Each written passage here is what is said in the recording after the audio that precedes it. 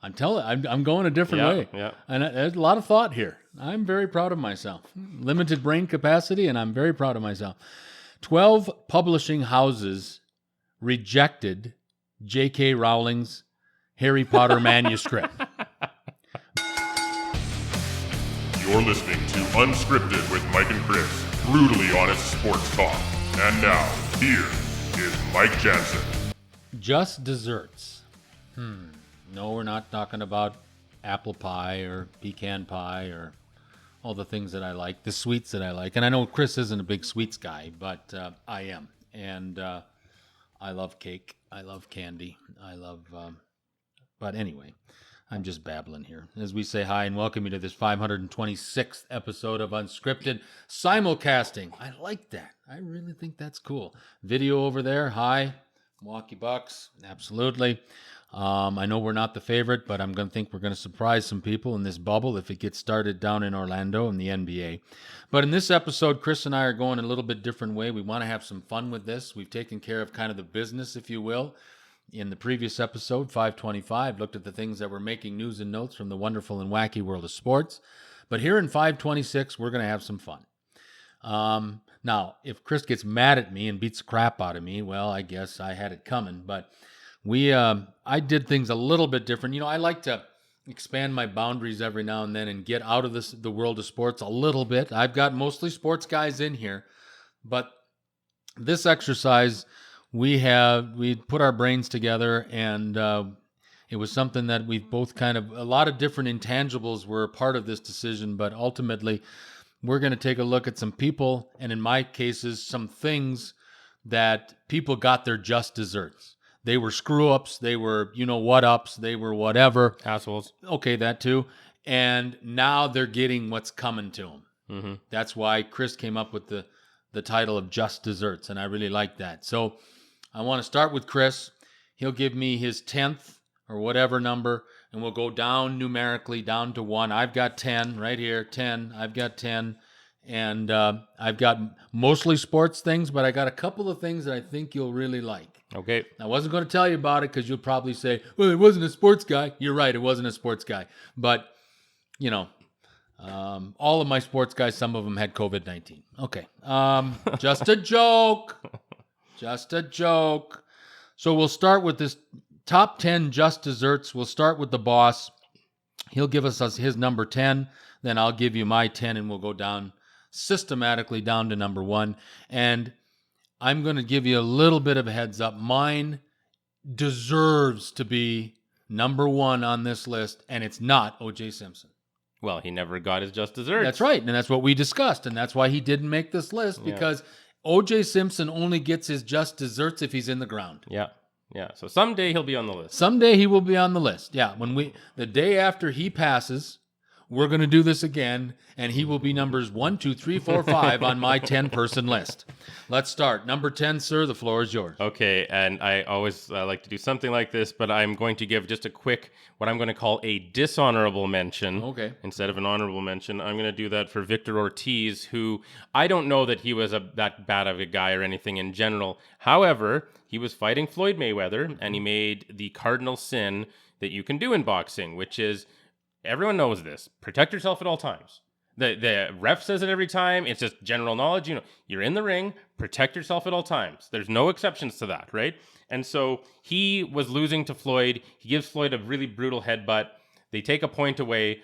They start the fight again, and Floyd kind of looked like he was going to hug him or something. And then Floyd just 1-2 and knocked him out. Nice. In the 4th round. And he almost looked like after the first one, he kind of looked at the ref, Ortiz, and he just wasn't protecting himself at all times, and it was ridiculous. So he got what he had coming to him. But anyway, that's my honorable mention.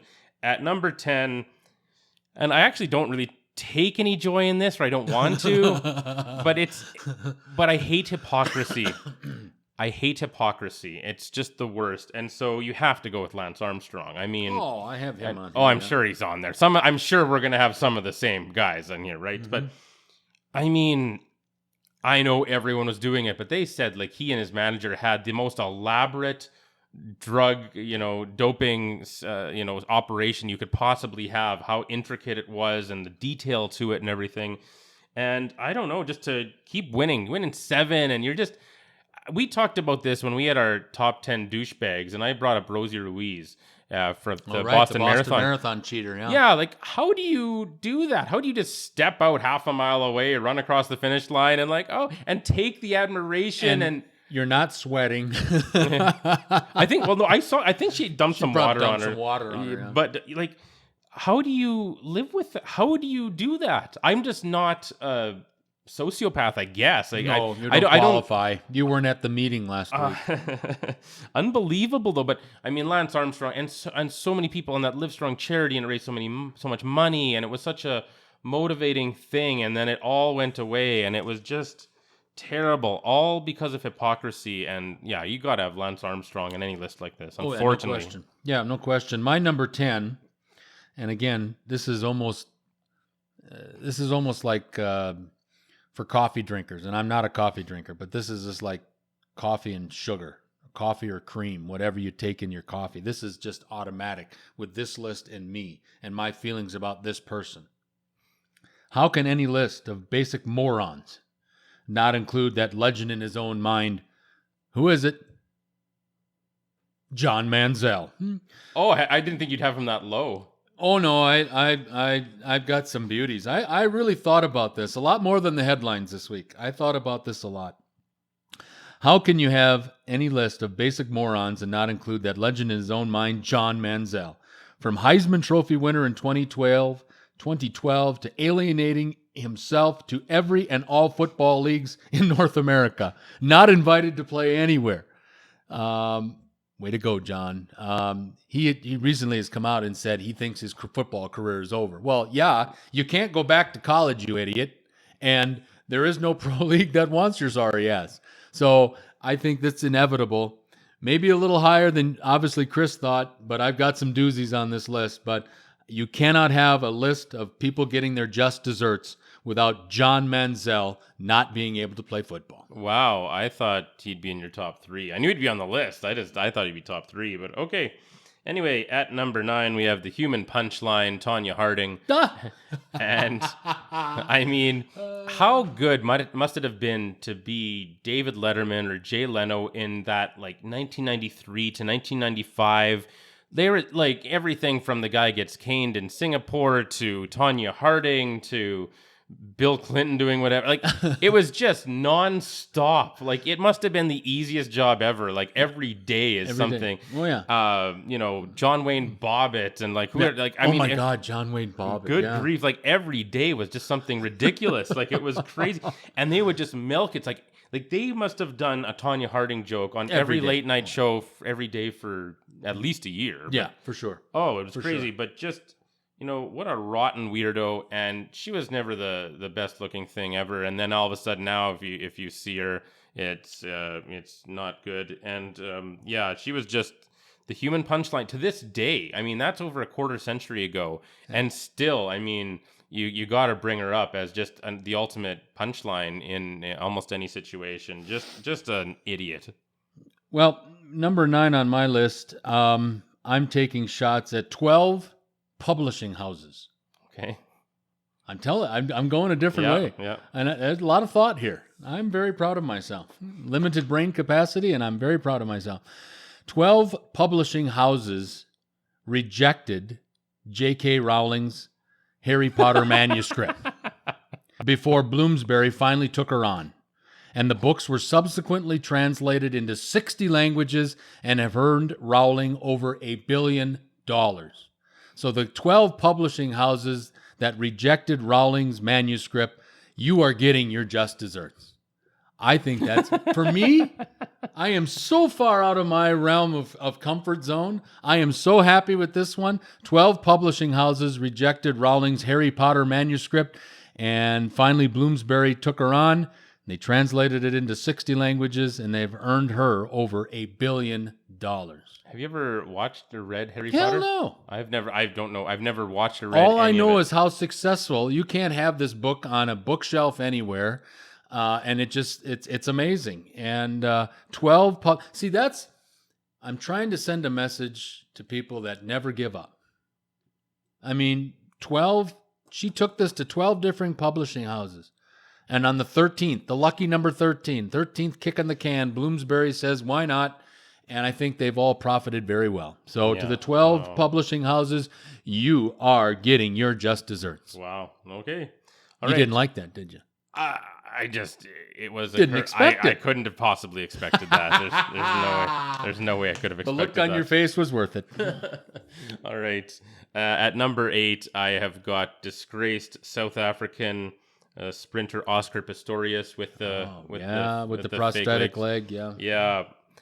Sort of like Lance Armstrong, just such an inspiration, a global icon in a global sport, and to then murder his girlfriend and then have to go to jail, like to go from, like he was the feel-good story of 2012. No question. Oh, I mean, like I remember the first time I ever saw him was on, I think, a Gatorade commercial, but the commercial ends with him running, and I'm like, who is that, right? And then you start hearing about him competing at the Paralympics and the Rio Olympics, and it was just such a good story. And then, you know, and it seemed so weird because he comes out and he says, yeah, I thought an intruder was breaking in my house and I shot them and it was my girlfriend, and turns out, no, he just killed his girlfriend. And what a ridiculous story. So, I mean, a lot of these, some of these I'm having trouble enjoying. Like the ones at the top of my list, I enjoy and I can watch over and over and over. Like, I'm not going to sit down and watch Oscar Pistorius suffering in a courtroom over and over. That doesn't make me feel good. We're going to get to some that make me feel good. I had to include them, but it doesn't. For sure. Just makes me feel sad, though. Well, number 8 on my list was number 10 on Chris's list, Lance Armstrong. Truly, seemingly to me, still believes that everything he did, all the cheating, the lying, the screwing over of people, was justified in trying to win bike races. He is not sorry, and to me deserves everything he is not getting these days. And if I didn't see, I mean, there was just a 30 for 30 documentary done on Lance Armstrong. I would not watch it because it involved, Lance Armstrong. Everything he's not getting these days, he's getting, in my opinion, and I think yours too, obviously, he's getting his just desserts.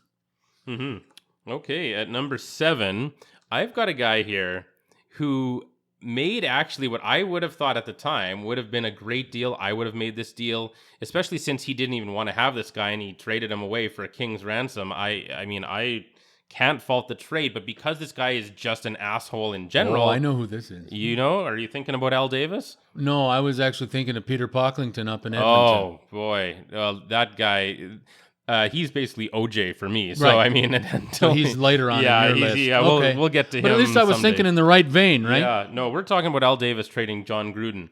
Now, look, you want to get rid of a coach. Fire him. Yeah, but some team offers you 2 firsts, 2 seconds, and $8 million cash. Yeah. Here you go.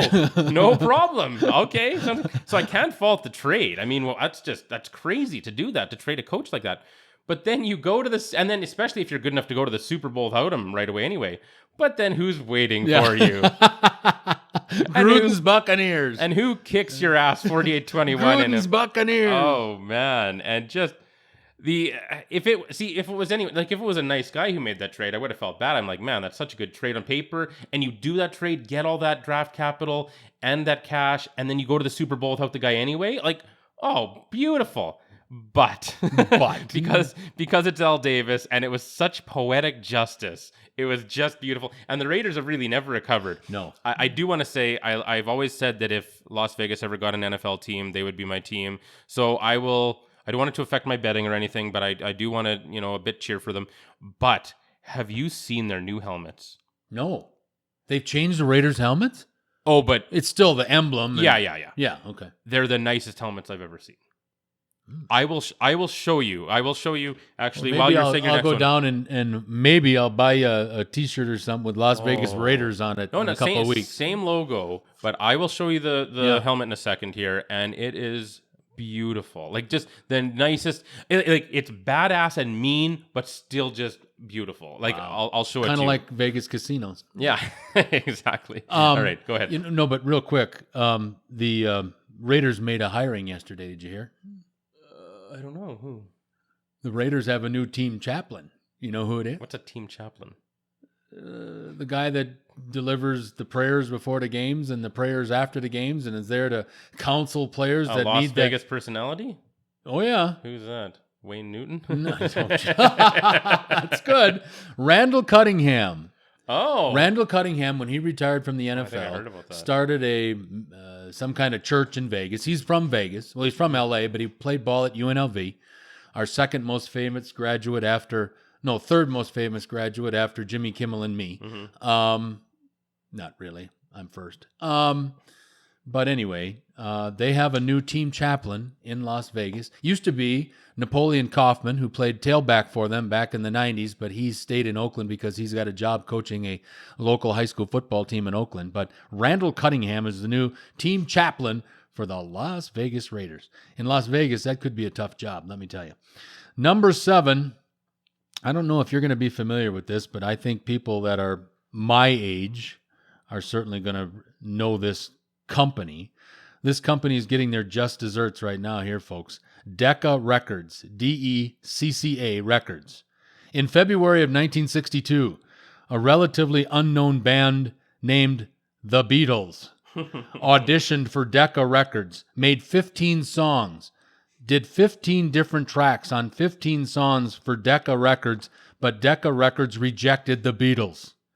How big of a screw-up did that one turn out to be? And I guess it's safe to say that Decca Records are getting their just desserts because they made John, Paul, George, and at that time it wasn't Ringo. Ringo was not the drummer in 62, but John, Paul, George, and somebody else, they made them do 15 songs. They rejected them. And then, of course, in 64, they come to the United States, and, well, the rest is history. But Decca Records, boy, if there's anybody affiliated with Decca Records in London, or maybe that's Liverpool, I don't know. But somewhere in Great Britain, Decca Records, if there's any representatives still alive, they've got to be kicking themselves in the ass every day for not saying, okay, here, sign here. Because we all know what happened to the goddamn Beatles. So that's my number 7. All right. And, I'm looking for that helmet, and I don't see it there, really. I saw it on Twitter the other day. And maybe it was just a concept. I don't know for sure. I didn't check if it was real, but people were freaking out about it. And they had 4 different pictures of it, so it looked pretty real. But it was like this matte black. So picture like if the Minnesota Vikings helmet, like that matte look, if it was black.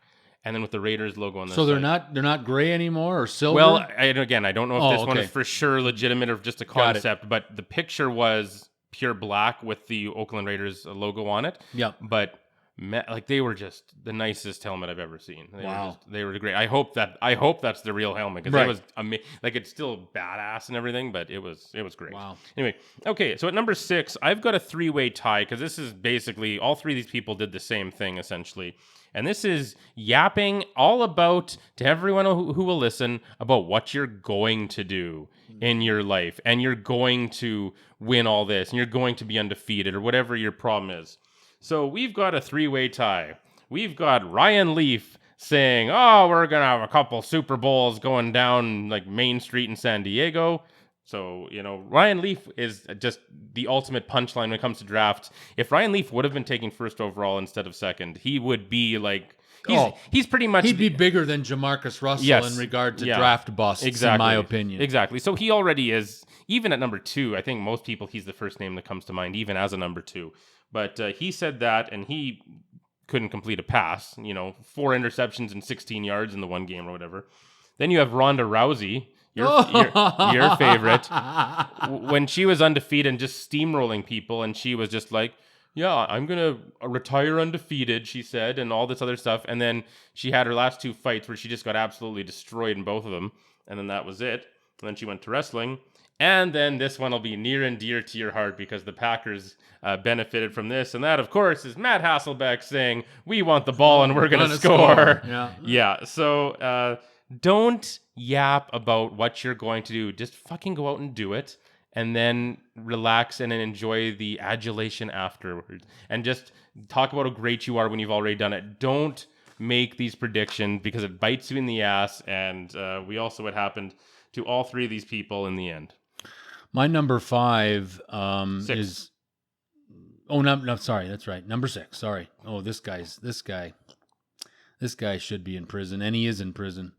Chad Curtis. Probably don't know him. He's kind of a reserve outfielder. Most of the time spent with the Indians. Spent some time with the New York Yankees. If I remember correctly, he spent some time with the Arizona Diamondbacks. But this guy is the prototypical, in my estimation, especially as a father of 2 daughters, this guy's a piece of shit. This guy, the imprisoned ex-Major League Baseball outfielder with those teams that I mentioned, he molested a 15-year-old girl and then told the girl that they should write a book together to protect, listen to this, to protect future grown men from being seduced by 15-year-old girls. I don't even know where you start with that. I had totally forgotten about Chad Curtis. That story sounds familiar. I'm sure I've heard that story in my life. And that's why I'm bringing it up again, Yeah. because as soon as the name, Wow. it flashed across, and I know this guy was a bit of a perv, but he molests a 15-year-old girl and then told the same girl that they should write a book together to protect future pervs from being seduced by 15-year-old girls. A 15-year-old girl. I have a 15-year-old daughter at home right now, and she's very smart young lady, but she doesn't even know. How would a 15-year-old, unless you're a Kardashian, know what it is to seduce a man? But what could a book possibly say that would prevent that? Exactly. I mean, it's ridiculous anyway. But No, it's absolutely preposterous. I'm just trying to think. But I think this guy is getting his just desserts, and if this guy ever gets out and breathes free air again, somebody should put a bullet between his brain, just because that is preposterously stupid.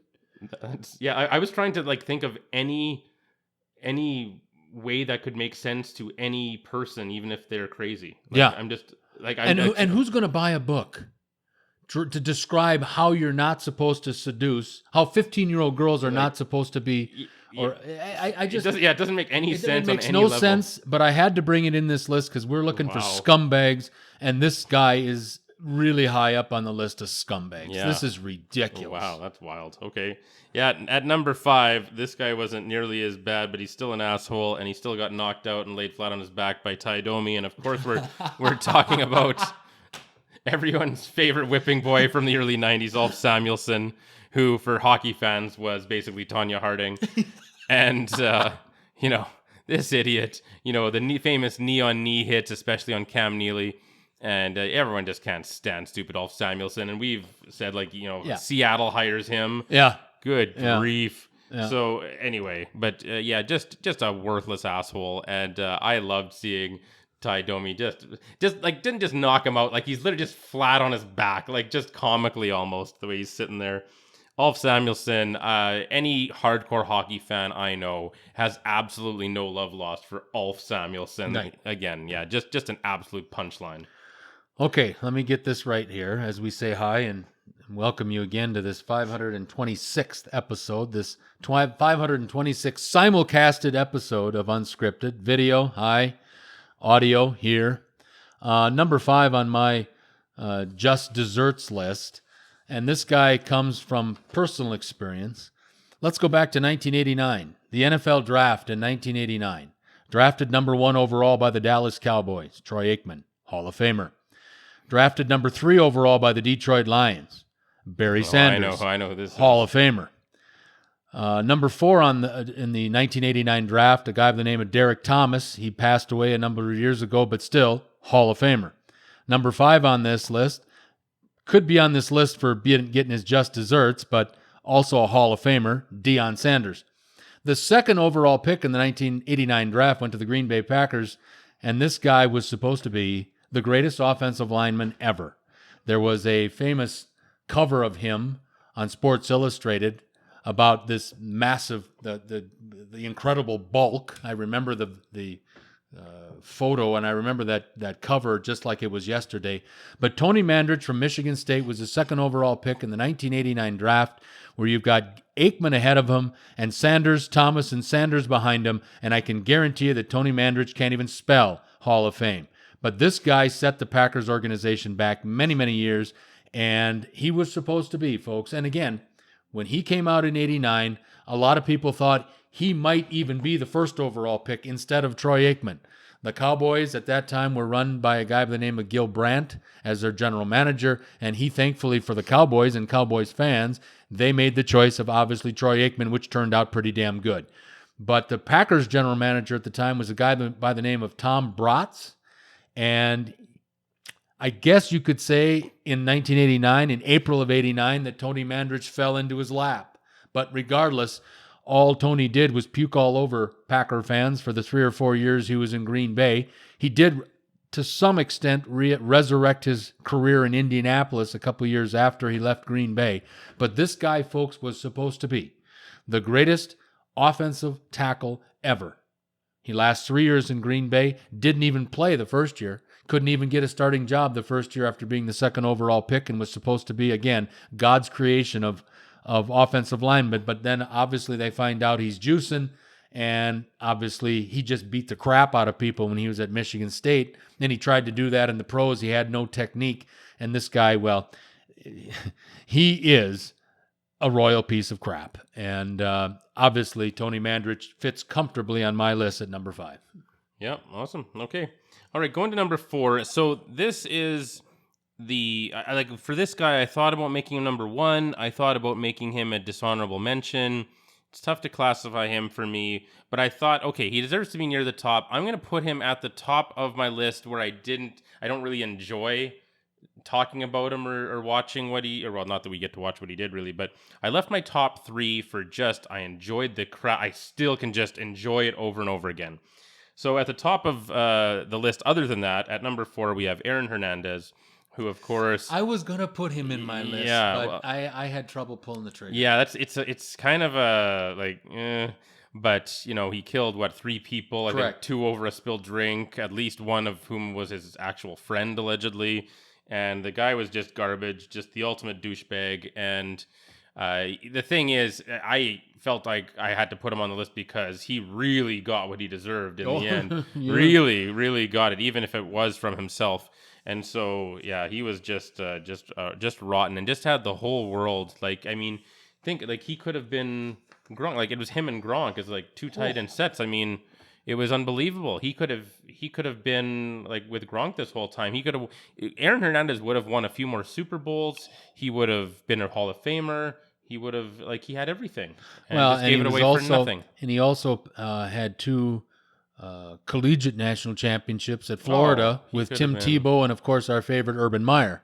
So unbelievable talent. And probably of all the names so far, I don't know the rest of your list, you don't know the rest of mine, but I can tell you so far, biggest waste of talent maybe ever. Unbelievably talented young man, and it just gets obviously washed away. Number 4 on my list is quite arguably one of the most despised people in the NBA still to this day.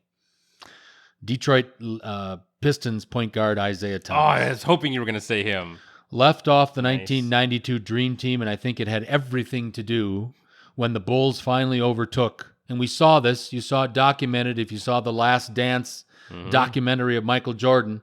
When the Bulls finally overtook the Pistons, I believe in 90 or 91, probably 91 when the Bulls won their first championship. But in 91, they finally get over the hump. They beat the Detroit Pistons to advance to the NBA Finals in 91. And as the game is still going on, the Pistons walk off the court, just bypassing, walking right by the Bulls bench, not saying hi, not saying congratulations, not even telling them to, you-know-what off. But this guy, to me, is just, he's devilish in the way that he smiles, the way he looks. People think he's still got that baby face, but my God, underneath that baby face, folks, in my opinion, is a crook. And he continues to be a bit of a douchebag to me.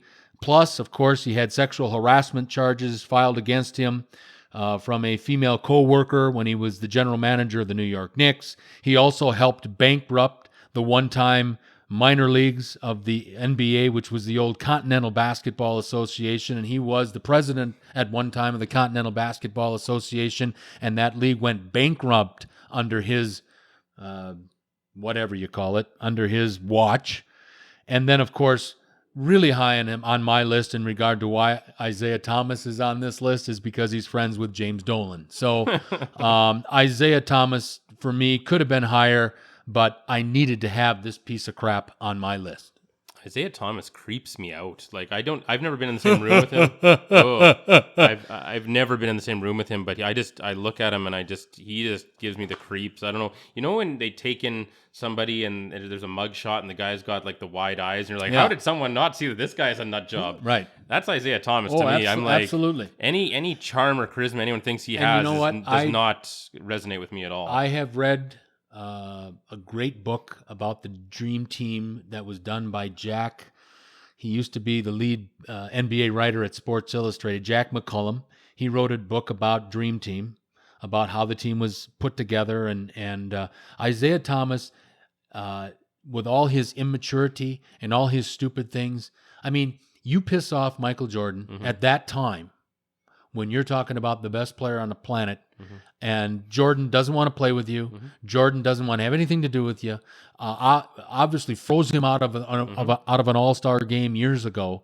Isaiah Thomas did all this to himself. Oh, yeah. I don't give a damn what 100%, anybody says. 100%. And when I got to say this, when he was at Indiana playing for Coach Knight, I liked Isaiah Thomas because, well, remember, I'm not the biggest guy. Isaiah Thomas was unbelievably small to play the way he did in major college basketball.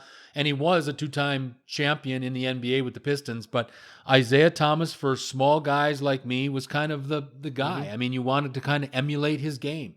But then when you start reading about all the extracurricular bullshit with Isaiah Thomas, and so insecure in my estimation, and you want to take on Jordan, there's a big reason why Isaiah Thomas was not on that 1992 Dream Team, and all of it is because of himself. He did it to himself. Yeah, a great pick there by you. That guy, I've never liked that guy because I didn't know him in college, I never liked him at all, and so glad Jordan froze him out there. All right, let's get to the fun ones here. Our top three. Number 3, just desserts. And if you ever make a list if we ever called it karma, you have to put this guy number 1. You have to. And I don't even know his name, but he has to be number 1 on any list if it's a pure karma list. And that, of course, is the Colorado Avalanche fan versus Steve Sullivan. Oh, yeah. Yes. Good one. You can't. Yeah. You could watch sports for 1,000 years. This will never happen again. But the Colorado Avalanche fan, when Steve Sullivan gets a busted nose there on the bridge of the nose or whatever, and the fan's like, oh, look at your nose, and making fun of him. And then a short while later, I think it's Patrick Waugh shoots the puck over the glass, hits the guy in the face. Now he's bleeding, same spot. And then, as you'd say, Steve Sullivan goes over and says, how's your mother and everything. Yeah, right. And all that, and looks at him too. And the part, I had watched that highlight 100 times before I noticed that the guy's wife or girlfriend is like holding a towel on his face, and she's happy about it. Oh, yeah. She knows he deserved it. Yeah. And she's like giving Steve Sullivan the thumbs up, and she's like, yeah. And she's like holding, one hand is thumbs up, one hand is holding a towel on the face. And then when he hears Steve Sullivan, you see him like, what? And he's like looking up, like looking for him, like, and he's just bleeding and embarrassed. I mean, I don't really believe in karma, but I watch that and you start to wonder. That was a good one. That was really good. Okay, number 3. I'm really excited about this one, and I legitimately for about that long, 3 seconds, felt bad for this guy. This is not a sports guy, but this is my last non-sports guy, I promise. But I just had to include this guy because you think about the ramifications of this decision that this guy made. You won't know his name, I don't think. You'll know the other 2 guys. Obviously, you'll know the other 2 guys. Ronald Wayne was this guy's name. He was the 3rd co-founder and 10% shareholder of Apple. I know exactly who this is, yeah. In 1976, Wayne decided to sell his 10% share for a mere $800. Had he held on to that share, it would have been worth over a staggering $63 billion today. I just had to include that because, and I hope if Ronald Wayne, for some way, shape, or form, listens to this episode, if he's alive today, I have no idea. I hope that he had to sell that $800 share because he had to pay a bill or he had to help out his family or something, because, my God, you think about that 10% in 1976 and what it's worth today in 2020, $63 billion. This guy gave But up. if we're being fair, $800 back then would have been worth a few thousand today. Yeah, okay. Put any goddamn spin you want on it, pal. Are you kidding me? This guy, and again, I hope that there's some legitimacy that he needed the money for a real cause. Yeah. Because if he just spent and cashed in his 10% stock on Apple because he needed to buy a expensive bag of weed or something, what a waste. I was, and nothing's going to compare to that. But I'm sorry, but I had to include that on the list. I like that. No, in a similar vein, I was watching Shark Tank a while back, and a guy talked about how he was on there trying to get his own business going, but he at one point had done like some IT or web design or something for some guy, and the guy was just getting some company started and didn't really have a lot of money, so he's like, well, I can pay you, a couple $100 or whatever, or I can give you some shares in my company I'm starting or whatever. And so the guy actually was interested in taking the shares, but then his girlfriend at the time was like, no, you take the money. Yeah, of course, right? Yeah. And so the company was Under Armour. Oh, so, Jesus. So, I mean, he wouldn't have been worth $63 billion. It would have, but it would have been like $250,000 as his stock or whatever. That's a better ROI than a couple $100. But so. still, yeah, of course. All right. At number 2, boy, this puts a smile on my face. I wish I could get a job working 8 hours a day, and my only job was to watch this clip over and over again, and I'd get paid. I'd work overtime some days. I'd never get tired of it. I'd smile and I'd laugh, and I would do a good job. I'd show up on time to work. I'd clock out. I'd stay a few extra minutes every day if my whole job was watching this clip over and over again. And it's, of course, Pedro Martinez throwing Don Zimmer to the ground. I knew it. I had because a feeling. Fuck that guy. It's so What's a glorious. 73-year-old guy trying to do fighting a young buck? It's so glorious. And I feel bad that Pedro Martinez had to say that was the only regret of his career. I hope he's lying. Because he should have clocked him in his face. But instead he did the minimum. Like Don Zimmer unquestionably is charging him and reaching for his face. Like no question. And he steers him to the ground. But the way he steered him is just like, oh, I like to say in my head, ole, when it happens. and he steers him. And the way he kind of steers him, and he lands flat on his stomach, and he just with a thud, and then rolls. It's so beautiful. It's just like poetry to me. And I can watch it over and over again. And because not because some old man got hurt, but because he deserved it, right? Like if Pedro Martinez runs in the dugout and punches him in the face, well, no, that's not good. But when you charge at a professional athlete in their prime, and you're like this lumbering old man. He looked like a circle. Absolutely. Like Don Zimmer. Yeah. A circle or a rectangle, one of the two, right? Yeah. And he charges at him.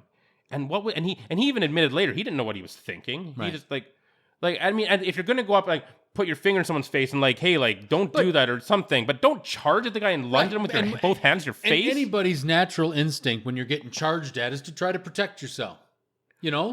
I don't care if it's a 73-year-old man. If it was Zimmer charging me, I think I would have popped him in the nose, to be honest with you. But and again, so all the credit in the world to Pedro Martinez for just okay, I'm just going to put you on the ground, old man, right? But the way it's so smooth and beautiful, it's like watching the ocean in the morning. It's just I can just sit out there, put out my feet, have a drink, and just watch that clip over and over, and I just never get tired of it. Number 2 on my list, as we're going through our top 10 of just desserts, people or organizations that we think have screwed up over the years, and they're getting their comeuppance, if you will. Number 2 on my list, I know this guy has apologized numerous times, but I can't forgive him. And I'm talking about former Ravens running back Ray Rice. After knocking his wife unconscious and dragging her body out of an elevator. He is getting his just desserts by never playing in the National Football League again. And he was a very, very good running back, but he has pissed away his chances just with that one instance in that elevator. And, I give him credit for going out and soliciting help and getting some counseling, and he's apologized for his actions, but there is no apology. I am of the firm belief. And I'm not talking about the Ronda Rouseys of the world that can protect themselves, but against a defenseless woman, a professional athlete or any man should not lay his hands on a woman. and I don't come. My family or my parents had problems. Obviously, my mother and father had problems, and I did see some things that I am not going to talk about on Unscripted, but I never let my father forget that, and I think society in general is reminding Ray Rice that they will never totally forgive him for knocking his wife unconscious. And she can be the biggest bitch. She can be the biggest pain in the ass. She could have been ragging his ass for something. But my God, a National Football League player does not strike a woman in any way, shape, or form. But to knock her unconscious, there's a reason why Ray Rice is on this list. And I should put Roger Goodell on this list just for the limp dick punishment that he gave to Ray Rice. And thankfully, society and 32 NFL owners said, hell no, Ray. Good player, good career, but it's over. And what he did in that elevator to that defenseless woman against a National Football League player, I have nothing but angst for Ray Rice. Yeah, imagine being Roger Goodell. You make $40 million a year to do nothing, and then even when you screw up, you get to keep your job, and everyone just tells you what the right thing to do was, so you can do it. And they, got him to increase it from 2 to 6 games at least. But it didn't really matter because he was never going to play again anyway. So that's the thing. Like, it's a gimme, Roger. You could have just given him, you suspend him for the season. Whatever, suspend him for like as long as you want because he's not going to play again anyway. So it doesn't matter, right? I love the National Football League, but I got to tell you, every day, and I'm not sugarcoating this. Every day, I lose a little bit more respect for Roger Goodell. He is got, I would think, with 32 billionaire owners that form his boss, that those are his bosses, and the amount of money that they pay him, and the NFL, in my estimation, could run just as it is right now with you and I in that commissioner's job instead of this Yahoo. And I just can't believe, I just become less and less enamored every day with Jane Goodell's husband. And if he got fired tomorrow, I would think I'd have a party. And the NFL basically, in my estimation, is running itself. Mm-hmm. There is a true lack of leadership at the top of the NFL. And if you want to disagree with me, please feel free to do so.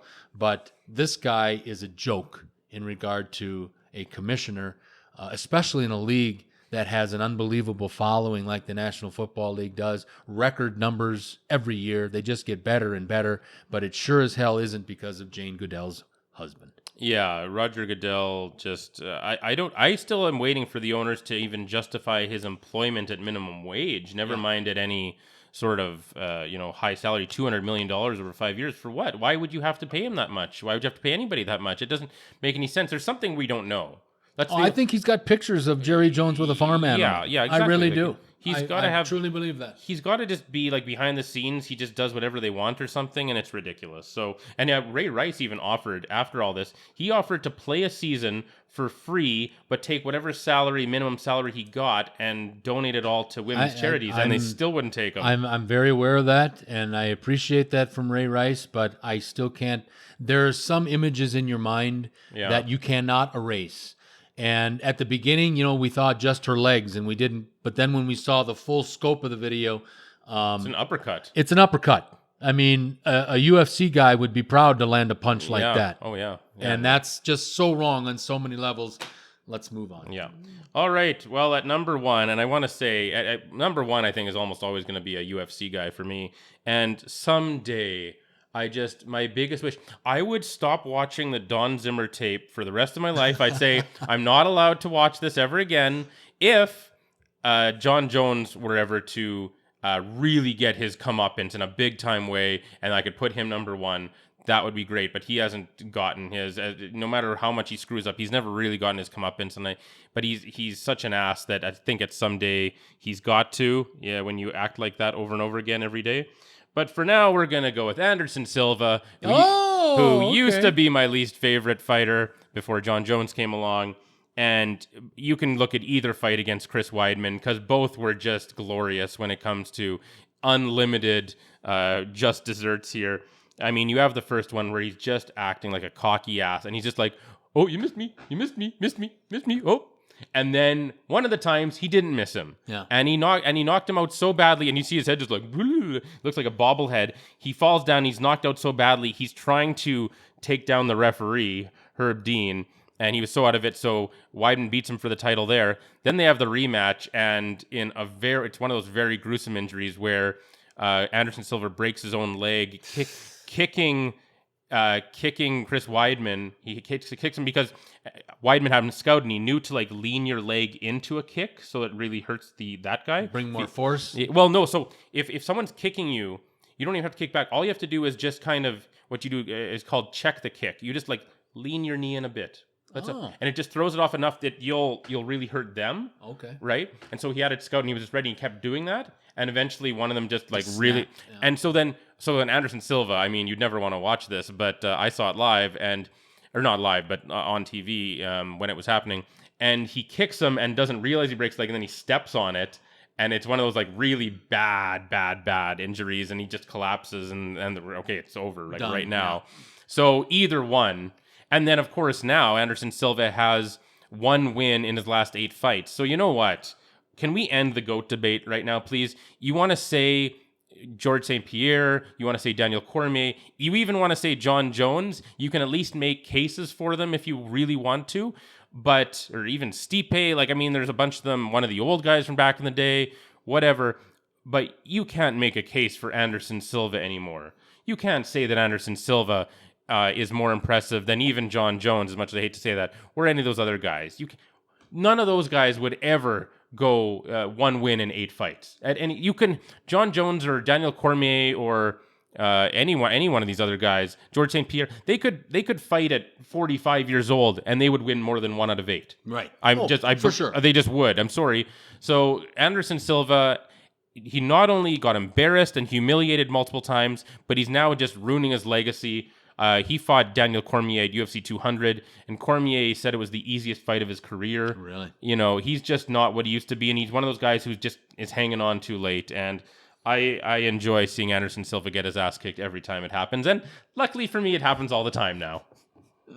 Okay, we're at number 1. Drum roll, please. Chris always adds that drum roll. I love that. Sure. Number 1 on my list is a no-brainer. This is the former owner of the Los Angeles Clippers, Donald Sterling. Besides all the cheating and the extracurricular affairs, and most of all, just truly being a racist, Sterling once negotiated buying a fur coat for a mistress right in front of the mistress's mother. Classy guy. Negotiated? He negotiated with the store clerk about buying a fur coat. I find that funny. And his wife, Shelley, was with him the whole time. Shelley still to this day, Shelley Sterling still to this day keeps her seats. She goes to every Clippers game. She was there through the whole thing. Is she married to him still? Oh no, they're divorced now. Yeah, okay, but I thought so. She was with him all through this, and but. The best thing, in my estimation, the best thing, and Adam Silver, I think, has done a lot of good things since he took over for David Stern and became the NBA commissioner. And this is quite a way to start, quite a baptism by fire, if you will, when you've got, at the time, Doc Rivers, obviously still the coach of the LA Clippers, but you had guys like Blake Griffin on the team, you had Chris Paul on the team, you had the big Jordan, the big center on that team, and DeAndre Jordan is what I'm trying to think of. But they were very close to boycotting the rest of the season because of this pig. And I think the way Adam Silver handled this and what he did by banning this asshole from the league for life was still number 1 in all the things that Adam Silver has done. And obviously Adam Silver has a lot on the line with this bubble thing going on in Orlando. But the number 1 thing that, in my estimation, that Adam Silver has done has pretty much has been banning this guy, but really keeping a league that is over 73% African American, keeping it together is quite an accomplishment by Adam Silver. And if I don't ever read, see, or hear anything of Donald Sterling again, that would be a fine day. I know. And the funny thing is, I always want to forget his name, and I almost do. But then it's hard to forget because you just think about how it was Sterling versus Silver. Right. Yeah. And then you can't Sterling Silver. yeah, so you can't forget it. But this was brilliant by Adam Silver, because I think this one act, even though he's done a great job with all this other stuff, I think that one thing really made it so that the players were on his side. Correct. The players loved that he did that. You know, he could have. They really believed in him. Think after about that. it this way: if Adam Silver doesn't take this affirmative action and do it quickly like he did, he loses any momentum, any whatever. Of his 73% membership, which are African American players in the NBA, you're riling up 3/4 of your workforce if he doesn't do something quick and decisive, and he did, and the NBA's been better ever since. And the best thing that happened to the LA Clippers, besides getting rid of Sterling, was getting the new guy in there, Steve Ballmer, to own this team, spend some money, build them a practice facility. He's building them a new arena out there by where the new Rams Stadium is out in Inglewood. And everything Steve Ballmer does, he doesn't need assistance from the league. He doesn't need assistance from banks. He just writes a flipping check. So the best thing that happened was getting rid of Donald Sterling, and 1A was introducing Steve Ballmer to ownership of the NBA's LA Clippers. I think that was awesome. It was great. And the thing is, I don't believe that Roger Goodell or Robbie Manfred would have gotten rid of this guy. And it's not because they want to tolerate racism or anything like that, or anything that insidious. It's simply because they're lazy and they don't do anything. Well, and I think that's a good point, because if you ask Jane Goodell's husband to call out Jerry Jones or Daniel Schneider or Mr. Kraft or any of these big wig honcho guys, he wouldn't do it. I think that's got to be part of it, though, because again, I would bet my life that there's some major stuff we don't know about Roger Goodell's employment and his high pay scale. And it's got to be something like he refuses to do that. Like, his deal is you can't say anything bad about us owners, and he's got to have sold out to them in some way completely. Oh, there's no question. There's otherwise it doesn't make any sense. He's hiding something. Oh yeah, it doesn't make any sense at all. Like, so clearly he's their puppet to some degree. But yeah, I mean, obviously Adam Silver and Gary Bettman, I don't believe, are anyone's puppets, and that's why they're doing such a good job. We've got to run. Been a great episode. Enjoyed this one a lot.